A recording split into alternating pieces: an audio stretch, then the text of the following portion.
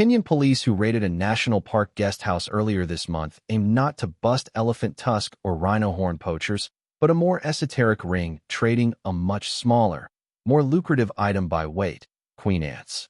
Two Belgian teenagers were arrested for wildlife trafficking at Jane Guest House in Naivasha on the edge of Hell's Gate National Park.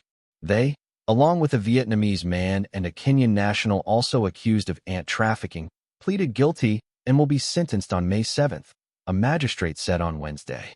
Kenyan prosecutors have valued the seizures of queens taken from giant African harvester ant colonies at about 1.2 million Kenyan shillings, $9,300. Depending on the number and variety of each species found. However, Reuters calculated the haul would have been worth as much as $1 million if it had reached European shores. It's like cocaine, said Dino Martins, director of the Turkana Basin Institute and one of Kenya's leading insect experts. The price of cocaine in Colombia versus getting a kilogram in the European market is such a big value addition. That's why people do it.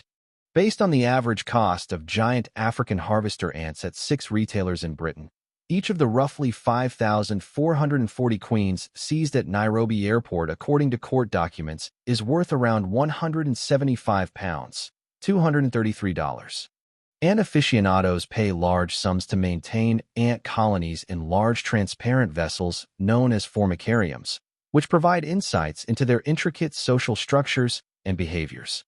But queen ants are vital for any colony as they are the only ones capable of laying eggs that grow into worker, soldier, and future queen ants, meaning that trafficking can jeopardize colonies critical to Kenya's wildlife ecosystem. Mass death in transit. Martins said the retail value of the bug bust should be tempered by the expectation that as many as 90% of them would likely have died in transit by traffickers to Europe and Asia from disease, bacteria, and freezing temperatures. Nonetheless, the record seizures have raised questions about whether the attempted heist was a one-off by amateur enthusiasts or a wider network of wildlife traffickers exploring new products and markets. Ant exports are permitted from Kenya with licenses, though the regulations are difficult to navigate, Martins said. We are not criminals. We are 18 years old. We are naive. And I just want to go home to start my life, one of the Belgian defendants, David Lornoy, said at the trial last week. The Kenya Wildlife Service, however, said the case signals a landmark shift in biopiracy trends from iconic large mammals to lesser-known species that are no less ecologically critical. This case represents far more than insect smuggling, said Erastus Kanga, Director General of KWS. We're seeing organized crime syndicates diversify from traditional ivory poaching to target our entire biodiversity, from medicinal plants, insects to microorganisms, he said in a statement. Samuel Muchua, a wildlife crime expert at the International Fund for Animal Welfare, said the ant case qualifies as organized crime.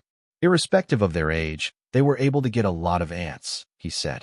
For Martins, the furor over the case overlooks the greater threat to insects in East Africa posed by pesticides and habitat destruction that kill millions of ants every day. Harvester ants, whose industriousness is mentioned by King Solomon in the Bible, keep Kenya's iconic Rift Valley healthy by spreading and mixing grass seeds across the landscape, Martins said. If we were to lose all the elephants in Africa, we would be devastated, but the grassland would continue. If we were to lose all the harvester ants and termites, the savanna would collapse.